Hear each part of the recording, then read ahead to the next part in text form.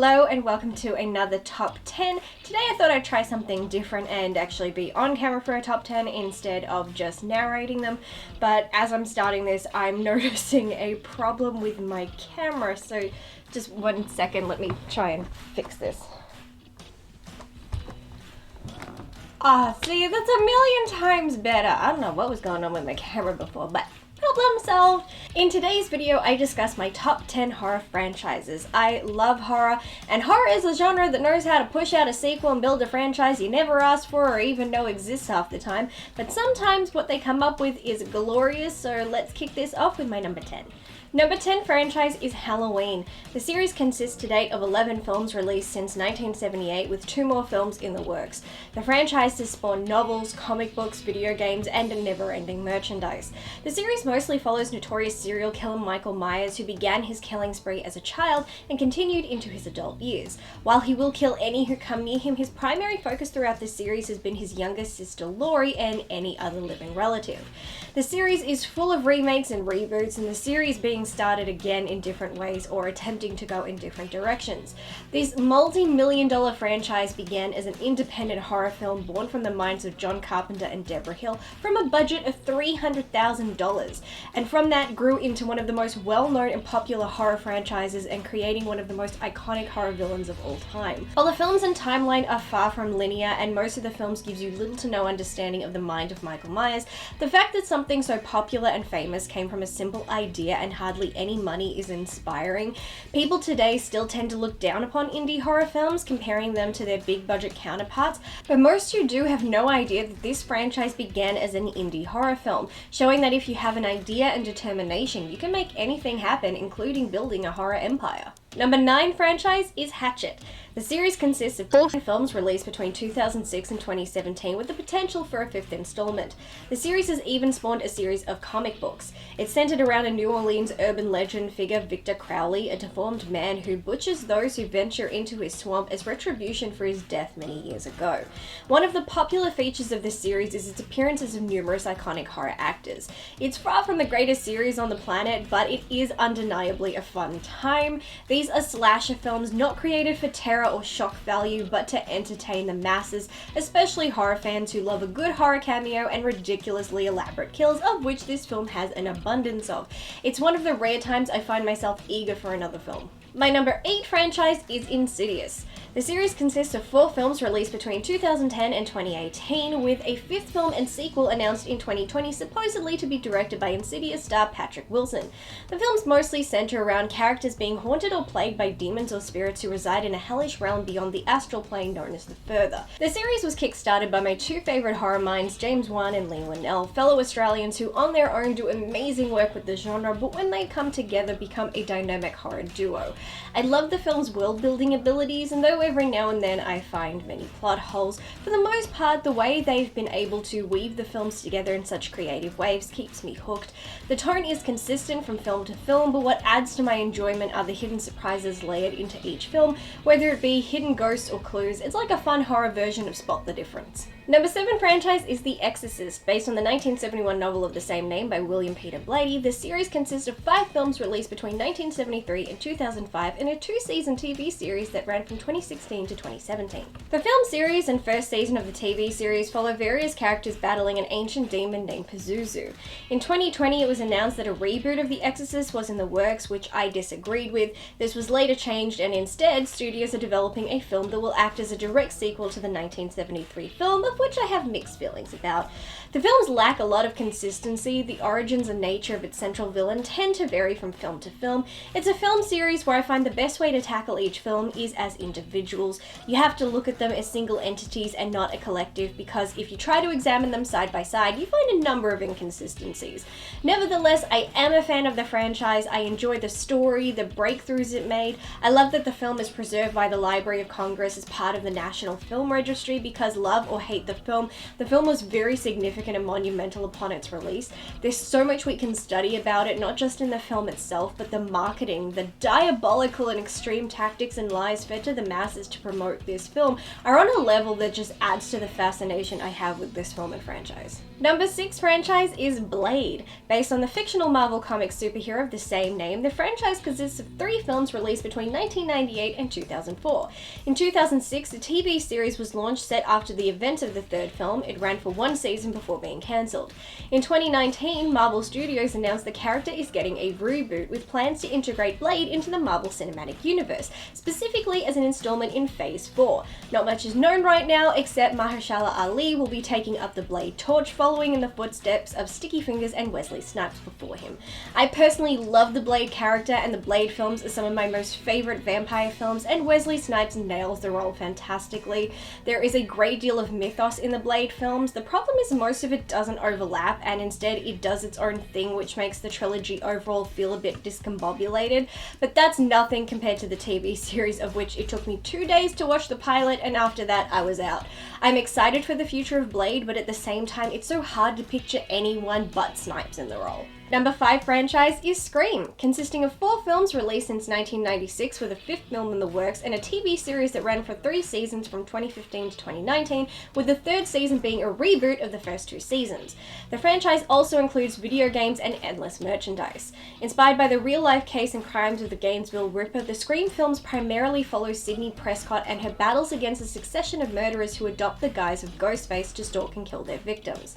When I did a story behind episode on Scream talking about the Gainesville Ripper who inspired the first film, I was surprised how few people actually knew the film was based loosely on real events, which is probably for the best. Considering the series satirizes popular horror movie cliches in the style of a black comedy whodunit, it might not have gone over as well with a lot of viewers if they knew the true story behind it prior to release. Ignorance is bliss after all. Being a horror fan, watching these films address and pick apart while emulating tropes and cliches we have seen in virtually every horror film known to man is so fun and thoroughly entertaining. While it's satirical, I don't think it's saying any of these formulas are bad. As a Blacklist quote recently reminded me, cliches work, that's how they get to be cliches. So while satirizing the horror genre, the films are also a loving tribute to the many well-known formulas that have been created and made so many films as famous as they are today. Number 4 franchise is Alien. The series consists of 6 films plus 2 crossover films for a total of 8 films released from 1979 to the present, with a 3rd prequel film still in development. The series has even led to novels, comics, video games, and a digital web series. In 2019, a high school in the US even turned it into a play, and in 2020, Disney announced a TV series in development for FX on Hulu. The series, set in the future, predominantly follows a warrant officer as she battles an extraterrestrial life form popularly known as a xenomorph, with the prequels delving into the origins of the alien itself. The Alien franchise is the perfect blend of sci-fi and horror. The setting and the entities our protagonists face are all sci-fi in nature, but the story, the events, the structure, the way it's filmed, the suspense, all of it is dead-on horror. The original tagline was, "In space, no one can hear you scream," and it couldn't be more perfect. The films follow a great number of horror tropes, but at the same time circumvent the most common trope, which is the final girl. Typically in horror films, the final girl is depicted as pure and virginal, surviving the clutches of a great evil. But in the Alien franchise, the female protagonists in each film are all very strong, intelligent, and capable women who don't take crap from anyone, which actually makes it all the more believable for them to be the survivors. Over the course of the franchise, we were given Ellen Ripley, played by Sigourney Weaver, then Elizabeth Shaw, played by Noomi Rapace, and then Catherine Daniels, played by Catherine Waterston. Each film gave us terrifying creatures with traits and abilities that could chill you to the bone as they fought against these amazing women who came to the table with a range of different attributes. While I still feel the prequels left me with more questions than answers, I still hope to one day get those answers. Number 3 franchise is A Nightmare on Elm Street, consisting of 9 films released from 1984 to the present, including a crossover with the 10th installment, another remake currently in development. The franchise also spawned a TV series that ran for 2 seasons from 1988 to 1990, not to mention a series of novels, comic books, video games, and even a 4-hour-long documentary. The series revolves around the fictional character Freddy Krueger, a former child killer who, after being burned alive by the vengeful parents of his victims, returns from the grave to terrorize and kill the teenage residents of Springwood, Ohio in their dreams. The series was inspired by the medical phenomena called Asian death syndrome, where in the 1970s, refugees fleeing the Khmer Rouge genocide in Cambodia suffered disturbing nightmares, with many refusing to sleep and some men even dying in their sleep soon after, with the phenomena only affecting men between the ages of 19 and 57. Very few people don't know who Freddy Krueger is. Even if you've never seen the films, his name is iconic, as is the actor Robert Englund, who has portrayed the character the most. Freddy has always been a fascinating character with a diverse backstory that even goes back to before he was even born. Freddy has always been considered a top-tier villain for his sadistic nature and how he kills his victims. After all, how do you kill someone who is dead and lives in your dreams, where anything and everything is possible, where they can bring your every nightmare to life? While the occasional film is hit and miss, with the remake being the biggest miss of them all, A Nightmare on Elm Street has a legacy that will live on. My second place franchise is Underworld. The series consists of 5 films released from 2003 to 2016, a short animated film released in 2011, and a video game. In 2017, a 6th film was announced but has yet to go into production, while in 2016 a television series was announced as being in development, but still nothing has come from that either. The films mostly center around a centuries-old feud between vampires and lycans, with a vampire named Celine caught in the middle.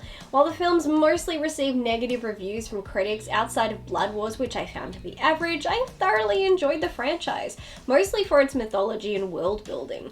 While there is the occasional gap, compared to many other horror franchises, this one fills in a lot of the blanks.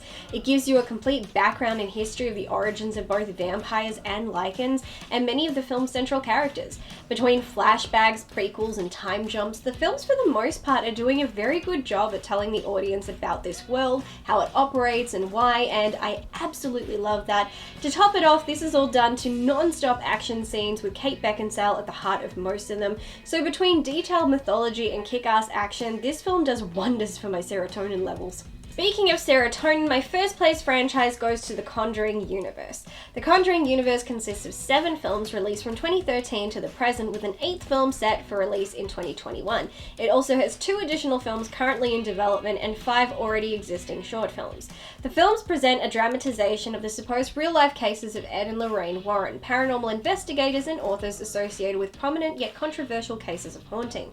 The main series follows their attempts to assist people who find themselves possessed by demonic spirits, while the spin-off films focus on the origins of some of the entities the Warrens have encountered. While the films titled The Conjuring are based on real people and real cases, the spin-off films are entirely works of fiction created based on objects or entities established in the main films, or based on real-world legends and myths. It's funny to think that a universe that has a couple of films I hate and has caused me to make an entire video dissecting every flaw with the universe's timelines and even the very existence of some of its films would end up in my first place slot, but here we are. At the heart of the franchise is stories based around real people and their accounts of real experiences. While yes, the stories and events are dramatized, the idea of so many of these being based in reality is fascinating. With myself even owning many of the books and biographies on many of the characters in the films, I find myself always being drawn back into this universe. James Wan, my favorite horror director, created this incredible universe that has had me hooked since day one, to the point where even if a film comes out and I hate it, the moment they announce another one, I am lining up to see it. That's how invested I am. While I can rant and rave about some of the films, it does not detract from my overall enjoyment, because everything this franchise is everything I love and am fascinated by. I love studying demonology, I love paranormal investigations, I love real life accounts, and these films for the most part are all of those things rolled up into a horror film. I couldn't possibly ask for much more, but it gives me more. It gives me not just a film and some sequels, but it takes the idea that since these stories are based on real people, then more people would have stories, so why not expand and tell multiple stories just as you would in the real world? And even with its flaws, it's still a compelling universe, one I admit no matter how many films in it I may hate, I don't want it to end. And that, folks, is my top 10 horror franchises. There are so many horror franchises, and most of them I absolutely love, or I have respect for, or I'm very familiar with. So it was very hard for me to narrow down 10 that I love and why I love them. That part was even harder. Like, it's like you are so used to watching something and loving it then suddenly it's like, but why do you love it? And it's like, ooh, I just do, which is not an answer. And I try not to ever give that as a response to anybody on if I hate something or love something. I try to tell you in detail why I feel that way. I typically will not just say, because that does not help anyone. That is not useful. But that is it for today's top 10. I hope you have enjoyed it. Feel free to comment below and tell me what your top 10 horror franchises are, if you have 10. And if you are finding it way too hard to narrow it down to 10, okay, I'll be generous, make it top 15. Believe me, I understand the struggle. Thank you as always to my awesome patrons. More content is coming your way as promised. But that's it for today's video. Everybody stay safe, stay kind, and I hope to see you in my next one. So until then, bye!